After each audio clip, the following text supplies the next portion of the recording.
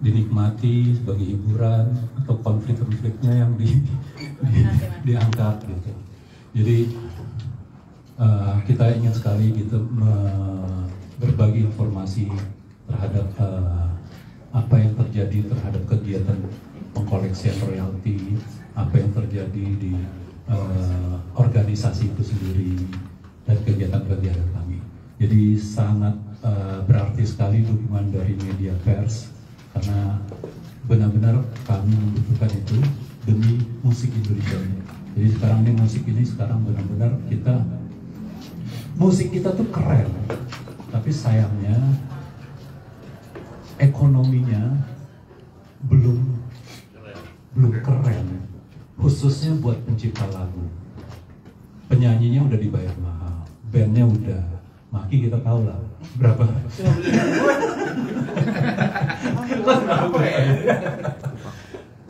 Nah, tapi sayangnya masih pencipta lagu masih belum. Walaupun WAMI sudah melaksanakan, sudah menjalankan, kita sudah bisa mendistribusikan sampai ratusan miliar, ya seratusan lebih miliar. Tapi itu belum cukup. Jadi sekali lagi terima kasih atas teman-teman pers karena memang musik membutuhkan teman-teman media ini untuk bisa dikomunikasikan ke masyarakat. Oke, terima kasih. Oke, ya kurang lebih seperti itu menurut Pak Adi tadi. Dan benar ya Pak, kalau musik itu butuh lebih dihargai lagi gitu mungkin ya Pak. Dan dari setiap karya itu ada hak ekonominya, betul ya Pak. Tadi yang Pak Adi sempat sampaikan di sambutan tadi di press conference, sebelum press conference tadi. Untuk di tahun ini Pak, yang spesial dari pertemuan tahunan anggota ada apa sih Pak di tahun ini? Sebenarnya ya pertemuan tahunan anggota itu memang selalu diadakan, itu adalah agenda tahunan kita. Tapi ada beberapa hal, yaitu tadi kita kita melaporkan apa yang terjadi di 2023. Ada satu, di WAMI sendiri sudah kita ada langkah baru, yaitu kita memakai sistem sendiri. Ini kenapa saya ceritakan dengan bangga, karena sistem database itu kita belum punya dulu. Kita bahkan menyewa dari luar negeri, dari Hong Kong, namanya Diva. Kita bayar itu per tahun, ya Mak ya, masalah ya. Nah, jadi kita belum punya, padahal tuh data-data kita, masa kita keluar. Nah, WAMI menginisiasi itu. Dan itu bukan ujuk-ujuk di 2023, gitu. Tidak, ini karena sesuatu program dan proyek yang cukup serius dan cukup besar. Itu dimulai dari 3 tahun yang lalu ya Pak Medi ya? 3 tahun yang lalu, baru kelar di penghujung tahun 2023. Jadi kita boleh bangga, Indonesia punya sistem database dan sistem pengoperasian terhadap pendistribusian, sehingga nanti distribusi itu menjadi lebih fair, angka-angkanya jelas, ini yang milik siapa, lagu siapa, presentasinya apa segala macam. Itu sangat rumit. Jadi memang tidak main-main ya dalam proses distribusi itu, karena ini bukan cuma data 3 orang, 10 orang, tidak, ribuan, puluhan ribu data, bahkan ratusan ribu ya, karena jutaan, karena misalnya digital, YouTube, coba berapa yang view segala macam itu yang dia kirim ke kita gitu. Nah, Atlas yang memproses itu semuanya. Oh ini sekian nih datanya gini, sehingga si X menghasilkan ini dapat sekian gitu. Itu yang kami banggakan. Kita sudah punya Atlas. Nah, itu yang kita istimewa terhadap 2023. Nah, hal lain memang ada terjadi penurunan pengkoleksian di 2023 ini, tapi bukan berarti itu kesalahan dari kita, tidak, karena ada perubahan sistem dari YouTube. Nah, sedangkan YouTube sendiri itu dominan dari nilai 140 miliar itu, YouTube itu berapa? 100-an waktu dulu ya. Dulu tuh bisa 80% dia dominasi. Begitu jadi ada perubahan sistem dia, itu juga mempengaruhi royalti penerimaan dari kita. Tapi jangan takut, itu bukannya hilang, ini cuma perubahan sistem aja. Jadi ada penurunan, tapi ada yang bisa membanggakan sedikit adalah tentang non-digital. Non-digital itu kita meningkat dengan pesat. Yang sebelumnya itu tidak sampai 1 miliar di 2022. Di 2023 itu kita bisa sampai 18 miliar. Jadi artinya bisa 18 kali lipat lebih baik dibandingin tahun 2022. Nah ini sesuatu prestasi yang hebat. Tapi apakah 18 miliar itu udah cukup bagus? Tidak, belum. Untuk ukuran Indonesia jauh tertinggal. Mestinya kita dari non-digital tuh, dari karaoke, dari restoran segala macam harusnya ratusan miliar. Nah, jadi tapi langkah itu sudah perlahan kita sudah jalani. Artinya kita sudah lebih baik dari tahun sebelumnya, lebih baik lagi dari tahun sebelumnya. Jadi itu membanggakannya. Jadi perlu banyak kesadaran juga dari user-user ya, Pak. Dari Mbak Tia ada. Selamat sore teman-teman media. Perkenalkan saya Tia. Saya perwakilan komposer, juga perwakilan Badan Pengawas WAMI. Di sini mungkin aku cuma mau nambahin sedikit. Kalau kita flashback mundur ketika awal aku nulis lagu gitu di tahunnya mungkin nggak usah disebut ya Mas. Mungkin di tahun ketika saya SMP lah, saya gitu, saya nulis lagu tanpa bayangan akan industri seperti apa. SMP baru tahun lalu. SMP 2 tahun lalu lah. Oh. 2 tahun lalu. Gitu. Lebih malu lagi. Iya, jadi di situ belum ada bayangan industri musik seperti apa. Cuman senatural pengen bikin lagu untuk pertama pasti mewakili diri sendiri, baru orang banyak. Barulah masuk industri musik kira-kira awal kuliah. Nah disitulah ketika udah mau masuk di industri musik, saat itu label saya Honor Music, terus pindah ke Emotion. Nah disitulah tergabung automatically dengan WAMI gitu. Tapi jauh sebelum itu saya hukum dan ambil hak cipta. Di situ ngulik banget tentang pentingnya musisi dan penulis lagu, tentang hak cipta lagu. Nguliklah seputar royalti, skripsinya pun tentang royalti. Nah karena basicnya industri musik adalah dari lagu, karena tanpa lagu nggak ada industrinya gitu Mas Adi ya. Jadi itulah apresiasi wajib setinggi-tingginya terhadap orang-orang di balik karya itu tersebut. Dan di sini saya juga merasakan ya, karena di WAMI juga lama, dari 2010, dan di situ merasakan naik turunnya pendapatan sebagai pencipta lagu yang balik layar saja, bukan sebagai kalau sebagai penyanyi dan performer pasti beda ya. Cuman disitulah beda-bedanya, ada berbagai rights gitu di industri musik, performing rights, mechanical rights, dan di sini kita bicara sebagai pencipta lagu. Sangat mengapresiasi bagaimana perkembangan WAMI dari tahun ke tahun untuk terus menjadi rumahnya pencipta lagu, dalam arti memberi manfaat moral dan material terutama gitu. Karena prinsip awal yang selalu dikedepankan oleh Badan Pengurus dan juga Badan Pengawas WAMI adalah kesejahteraan bagi pencipta lagu.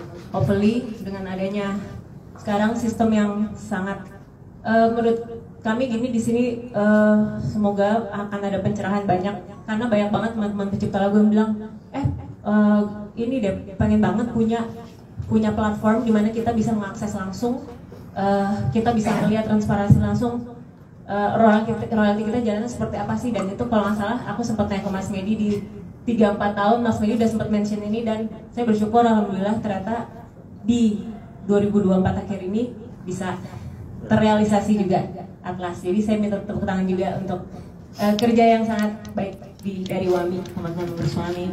Mas Medi, semoga kedepannya pencipta lagu semakin sejahtera. Amin. Amin. Kalau dari Mas Maki ada tambahan kah, Bu Jana, sebagai salah satu bawas melihat WAMI kinerjanya di tahun ini? Kalau mengenai tema dan konsep PTL tahun ini kayaknya udah di cover cukup banyak ya. Cuman kalau dari aku mungkin satu hal yang pengen disampaikan itu sebenarnya kompleksitas masalah rights management dan collection dan distribusi itu luar biasa sebenarnya. Itu yang kadang-kadang perlu disosialisasikan ke teman-teman, baik user maupun komposer maupun siapapun yang terlibat di ekosistem ini. Dan kompleksitas itu tidak bisa diselesaikan hanya dengan soundbites atau hanya dengan sehari 2 hari kita ngobrol diskusi seperti tadi Adi yang sudah sampaikan. proses ini mungkin tadi teman-teman kalau sudah ngikutin juga di bawah penjelasan dari Pak Meret, proses ini sudah berjalan dari tahun 2012 ya, pertama kali Wami masuk FIFA itu 2012 FIFA 2012 dan itu masih ongoing. Kenapa? Karena kelemahan daripada ekosistem kita adalah yang tidak lengkapnya data. Sorry, aku kayak kaset rusak ngomongin, tapi memang itu sumber masalah dari dari administrasi rights management Indonesia ini adalah tidak adanya data yang sahih, data yang solid, data yang kalau istilah kita golden data yang tidak bisa dibantah mengenai hak milik daripada karya-karya cipta tersebut. Ada inisiatif dari Muhammad waktu itu bikin PDLM via LMPN, tapi sayangnya belum selesai. Ada juga inisiatif dari teman-teman swasta untuk bikin data itu, cuma ya itu tadi sampai hari ini data itu belum seperti seharusnya. Jadi kalau ada satu hal yang pengen aku sampaikan di sini, kita perlu sadar mengenai pentingnya data ini, karena data ini dasar dan bahan bakar dari apapun sistem yang kita bangun nanti. Salah satu problem besar di Atlas adalah itu tadi, kita harus verifikasi data dan kita harus make sure data itu betul bahwa lagunya Demi Waktu itu punya Franco Wijaya, Endah Ungu misalnya. Lagu Kangen itu memang punya Dani, lagu Mahadewi itu memang punya Piu. Nah itu kan ada yang harus dipenuhi dalam hal pemutakhiran data lah, dan itu tidak bisa diakomodir oleh sistem apapun kalau kita nggak punya datanya. Jadi kalau satu hal yang pengen aku sosialisasikan di sini, betapa besar pentingnya data, dan karena data itu akan make sure keadilan dan keberlangsungan koleksian dan pendistribusian hasil-hasil daripada karya cipta yang dipakai dan dikonsumsi oleh user semuanya. Agak nggak fair, orang suka bilang kenapa kok dia royaltinya banyak, gua enggak, dan segala macam. Ya, berdasarkan data kalau memang lagunya lagi laku ya pasti menghasilkan banyak penghasilan gitu. Di sisi lain ada seorang komposer yang punya ratusan puluhan lagu, tapi kok royalti gua dikit, ya lagu lu nggak ada yang denger, ya duitnya dari mana gitu kan? Orang lain gitu, paradigma itu yang mesti kita terima sama-sama. Nggak semua lagu itu menghasilkan uang, dan nggak semua lagu itu juga didengar orang. Nah, tapi itu tadi untuk pembuktian atau bukan pembuktian, untuk menguji teori itu ya harus berdasarkan data, bukan berdasarkan hal-hal yang di luar itu, karena dan di luar data semuanya nggak fair ya buat saya. Karena yang paling fair adalah berdasarkan data. Analog digital itu teknis, analog digital itu kenyataan yang sudah ada yang harus diterima, tinggal kita harus sepakat punya database yang golden gitu aja. Nah, mungkin satu hal yang kita tolong disosialisasikan dengan teman-teman media di sini, betapa pentingnya data itu, karena itu tadi tidak semua lagu diciptakan sama. Ada lagu yang sampah, lo ngarang lagu atau lagu sampah rasanya kayak apa? Ada lagu yang golden, yang lagu sampah tidak bisa disamakan dengan lagu golden. Itu aja. Terima kasih. Dari Pak Seno mungkin ada tambahan mengenai kinerja Wami di tahun ini. Selamat sore teman-teman media semuanya. Saya mau bicara tentang